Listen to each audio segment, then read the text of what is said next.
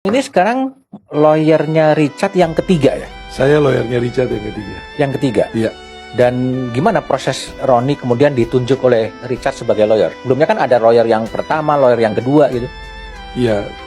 Setelah lawyer pertama dicabut kuasanya, kemudian lawyer yang kedua, itu Richard merasa tidak nyaman. Lawyer pertama dicabut kenapa? Lawyer yang pertama dicabut karena memakai masih skenario yang awal. Oke.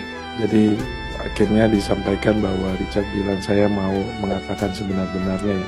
Itu kan waktu itu skenario awal itu juga kan Richard mengikuti skenario awal. Oke, itu lawyer itu disiapkan oleh Verdi Sambo yang pertama. Seperti itu Richard sampaikan seperti itu. Oke. Ya. Kalau yang kedua? Yang kedua kemudian ada lawyer juga karena itu tengah malam kan mau BAP, kemudian nggak ada orang, kemudian kira-kira siapa yang bisa dampingi karena mengingat waktunya cepat, ini Richard yang sampaikan ya. Akhirnya ditunjuklah lawyer untuk dampingi. Tetapi pendampingan itu hanya cuma 1 hari. 1 hari? 1 hari aja, selebihnya tidak didampingi. Richard sampaikan ke saya, terus kemudian tidak nyaman. Kemudian keluarga juga melihat bahwa ini adalah hal yang serius, yang bukan hal yang main-main. Sehingga berkomunikasilah karena saya kebetulan berasalnya dari Manado. Oke.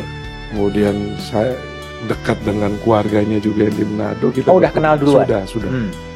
Jadi kebetulan tinggalnya di Paniki, itu dekat sama rumah keluarga saya, keluarga besar saya. Jadi kita berkomunikasi lah di situ. Kemudian disampaikan ini ada pengacara Ronita Lapesi, maminya Manado Kaunang. Karena saya dulu kan besarnya di Manado. Oke. SMA di Manado.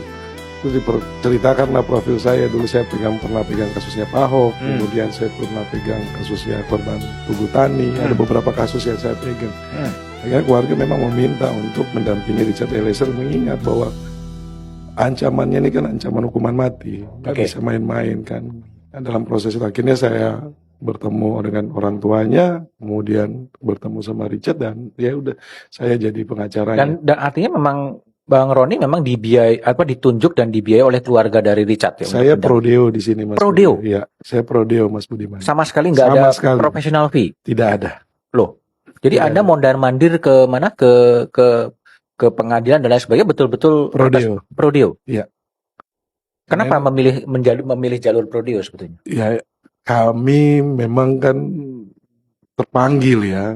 Saya melihat bahwa Richard Eliezer ini dalam posisi saksi paling lemah, kemudian backgroundnya orang tuanya, hidupnya berkecukupan. Itu yang membuat panggilan buat kami, dan kami sudah terbiasa kalau ngurusin kasus prodeo, Mas Budiman. Sebelumnya dulu kita juga pernah pegang kasus prodeo kan, beberapa kasus juga. Jadi itu sudah terbiasa buat kami, karena ini bagian dari pelayanan kami juga. Saya dan teman-teman ya.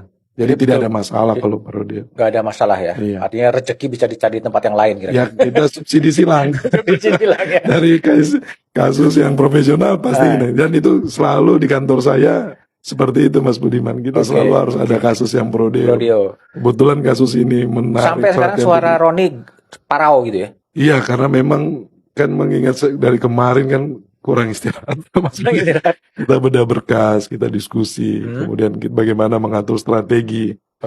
Kemudian kita harus komunikasi dengan beberapa media, kita harus layani juga beberapa media supaya semua informasi tersampaikan dalam rangka pembelaan ke klien saya.